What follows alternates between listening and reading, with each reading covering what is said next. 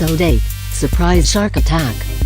This girl is surrounded by small fish about 6 to 10 inches in length. These fish pose no risk to her, but they may attract something larger and maybe more dangerous. The first mistake she makes is baiting these fish by feeding them small bits of food. At first nothing happens, but a small shark begins to circle her.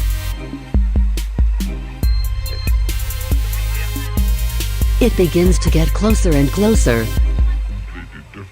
Someone throws a large amount of bait into the water near the girl, and it causes a frenzy within the school of fish.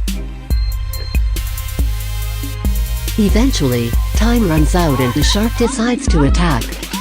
Standing inside the school of fish may have been the cause of the attack on this girl.